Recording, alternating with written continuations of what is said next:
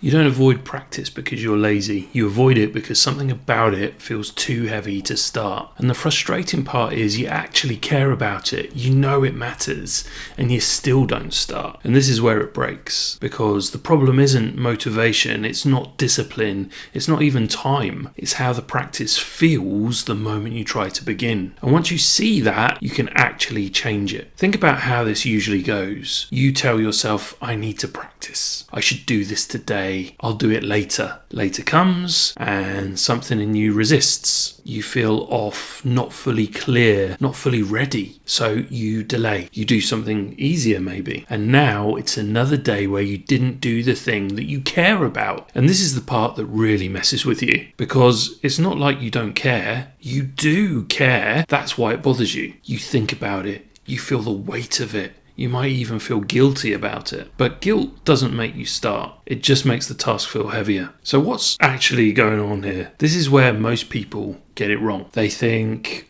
I need to be more disciplined. I just need to push through. But that's not the real issue, because in that moment, your brain is only checking one thing. Does this feel manageable right now? Not, is this important? Not, do I want to do this? Simply, can I engage with this without it feeling too difficult? And if the answer is no, you avoid it. Not because you're lazy, but because your brain is protecting you. If something feels too big, too unclear, too important, too draining, your brain delays. And that delay looks like procrastination. This shows up in real life like this. I had a message from one of my students who was struggling with exactly this. He was part of a jazz ensemble. He had weekly sessions and he felt like he was falling behind. But he kept avoiding his practice. It felt like too much, too many things to fix, too many areas to improve. And he said he was close to quitting, not because he didn't care, but because it had become too heavy to engage with. So instead of trying to push harder, he changed how the practice felt. Here's what he did. First, he lowered the bar. So instead of trying to practice properly, he broke it into 3 15-minute sessions. And even within that, he focused on tiny changes. 2 notes, 2 chords, 1 small adjustment. And this is where most people resist because it feels too small to matter. But that's exactly why it works. Secondly, he changed the meaning. So he stopped calling it practice. He started calling it playing. That one shift removed a huge amount of pressure because words carry weight, don't they? Third, he created a starting ritual. Before each session, he listened to music he loved. That became a dopamine anchor, a signal to his brain, this is something enjoyable. Fourth, he reduced decision fatigue. So instead of choosing what to practice,